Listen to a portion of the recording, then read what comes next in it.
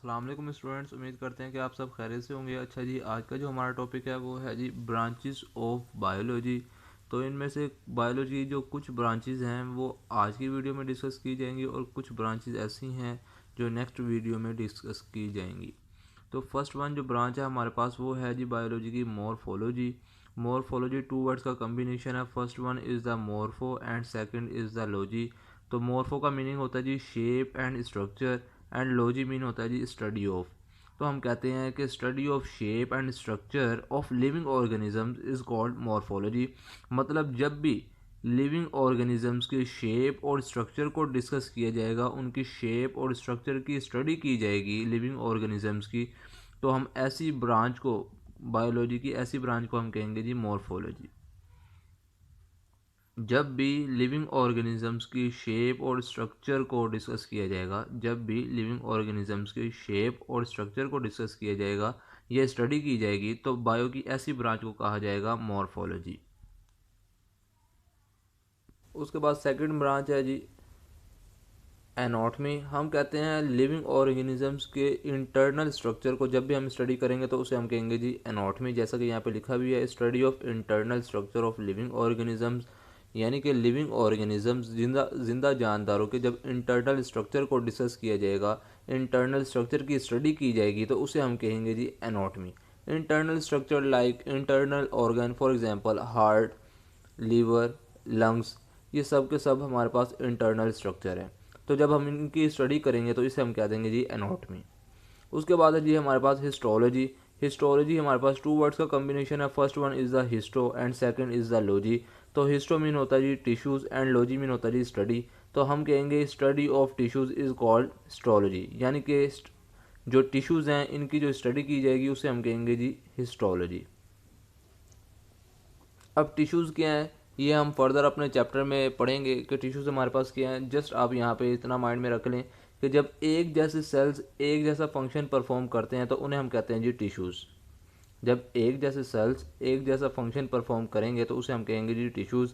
Similar cells performing similar function is called tissues. तो just हम यहाँ पे हिस्टोलॉजी की डेफिनेशन हम यहाँ पे इस तरह से करेंगे कि स्टडी ऑफ टिश्यूज़, यानी कि टिश्यूज़ की स्टडी जो होगी उसे हम कहेंगे जी हिस्टोलॉजी। उसके बाद है जी हमारे पास फोर्थ ब्रांच सेल बायोलॉजी।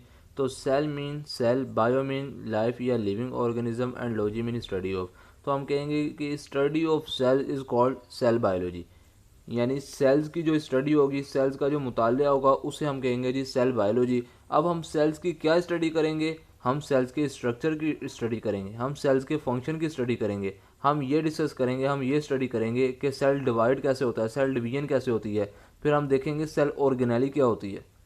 तो इन सब की जब स्टडी करेंगे तो उसे हम कंबाइन फॉर्म में कह देंगे सेल्स की स्टडी, और इस सेल्स की स्टडी को हम कह देंगे जी सेल बायोलॉजी। अब सेल्स के स्ट्रक्चर में हम देखते हैं कि कुछ सेल्स हमारे पास राउंड शेप के होते हैं, कुछ बंडल लाइक होते हैं। अगर और जहाँ तक बात हम फंक्शन की करते हैं तो हम कहते हैं कि हमारे आइज़ के सेल्स जो हैं उनके डिफरेंट फंक्शन है, हमारे हार्ट के सेल्स जो हैं उनके डिफरेंट फंक्शन है, हमारे लंग्स के सेल्स जो हैं उनके डिफरेंट फंक्शन है। इसी तरह अगर हम सेल डिवीजन की बात करते हैं तो हम कहते हैं कि सेल, एक सेल दो में कैसे डिवाइड होता है, दो से चार में कैसे डिवाइड होता है, ये हमारे पास क्या है जी सेल डिवीजन। फिर हम कहते हैं सेल ऑर्गेनेली क्या है, लाइक माइटोकॉन्ड्रिया, राइबोसोम, ये हमारे पास सेल ऑर्गेनेली हैं। तो जब हम cell organelle, cell division, cells के फंक्शन, सेल्स के स्ट्रक्चर की स्टडी करते हैं तो इसे हम कंबाइन फॉर्म में कहते हैं कि हमने सेल्स की स्टडी की, और इस सेल्स की स्टडी को हम कह देते हैं जी सेल बायोलॉजी। उसके बाद है जी हमारे पास फिजियोलॉजी। तो फिजियोलॉजी भी टू वर्ड्स का कम्बिनेशन है, फिजियो एंड लॉजी। तो फिजियो मीन है जी फंक्शन एंड लॉजी मीन है जी स्टडी ऑफ। तो हम कहते हैं जो हमारे लिविंग ऑर्गेनिजम्स हैं उनके डिफरेंट डिफरेंट पार्ट्स हैं, फिर ये different different parts different different function perform करते हैं, तो हम इसे कंबाइंड फॉर्म में कह देते हैं कि study of function of different part of living organisms is called physiology. यानी कि लिविंग ऑर्गेनिजम्स के जो डिफरेंट पार्ट्स हैं, जब वो डिफरेंट डिफरेंट फंक्शन परफॉर्म करेंगे तो उस फंक्शन की स्टडी को हम कह देंगे जी, हमारे पास ये क्या है जी फिजियोलॉजी। इसके बाद है जी हमारे पास टैक्सोनॉमी। तो हम टैक्सोनॉमी की हम डेफिनेशन कुछ इस तरह से करते हैं। First one is the naming of organism, second is the classification of organism into group and सब ग्रुप। मतलब ये कि सबसे पहले हम ऑर्गेनिजम्स के नाम रखेंगे, फिर हम उन नाम की बुनियाद पे, उन नेम की बुनियाद पे, या फिर उन ऑर्गेनिजम्स की प्रॉपर्टीज़ की बेस पे हम उन ऑर्गेनिजम्स की क्लासिफिकेशन कर देंगे। किस में क्लासिफिकेशन करेंगे? ग्रुप्स और सब ग्रुप में।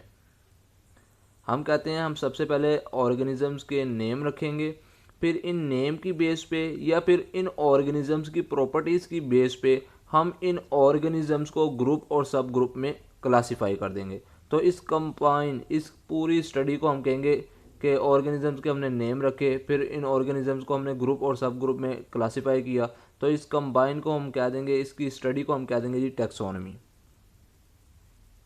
टैक्सोनॉमी क्या है हमारे पास? हम कहते हैं कि ऑर्गेनिजम्स के पहले नेम रखना, देन फिर उनकी ग्रुप और सब ग्रुप में उनकी क्लासिफिकेशन कर देना। ये हमारे पास क्या है जी? हमारे पास टैक्सोनॉमी है।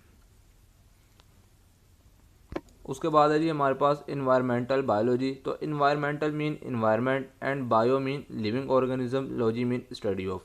तो हम कहते हैं कि ऑर्गेनिजम्स का इन्वायरमेंट के साथ क्या रिलेशनशिप है, लिविंग ऑर्गेनिजम्स का इन्वायरमेंट के साथ जो रिलेशनशिप है, जो इंटरेक्शन है, इसकी जब हम स्टडी करेंगे तो उसे हम कह देंगे जी इन्वायरमेंटल बायोलॉजी।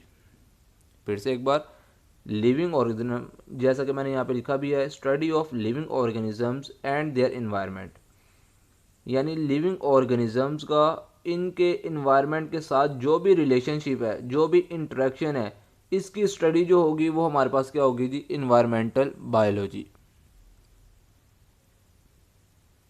उसके बाद है जी हमारे पास पैरासाइटोलॉजी। पैरासाइटोलॉजी भी टू वर्ड्स का कॉम्बिनेशन है, parasito and logy. Parasito mean parasites and logy mean study of. तो हम सिंपल कह देंगे कि study of parasites is called parasitology, यानी कि पैरासाइट्स की जब भी स्टडी की जाएगी, जब भी मुतालिया किया जाएगा, तो उसे हम कहेंगे जी पैरासाइटोलॉजी। अब पैरासाइट्स क्या होते हैं? पैरासाइट्स वो ऑर्गेनिजम्स हैं जो होस्ट की बॉडी पे रहते हैं, यानी किसी दूसरे ऑर्गेनिजम्स की बॉडी पे रहेंगे, उससे फूड हासिल करेंगे, उससे खुराक लेंगे, बदले में उसको नुकसान पहुंचाएंगे। तो ऐसे ऑर्गेनिजम्स को कहा जाता है जी पैरासाइटोलॉजी, ऐसे ऑर्गेनिजम्स को कहा जाता है जी पैरासाइट्स, और पैरासाइट्स की स्टडी को कहा जाता है जी पैरासाइटोलॉजी। लास्ट ब्रांच है जी बायोलॉजी की जो आज की वीडियो में हमने डिस्कस करनी है, वो जी है इम्यूनोलॉजी।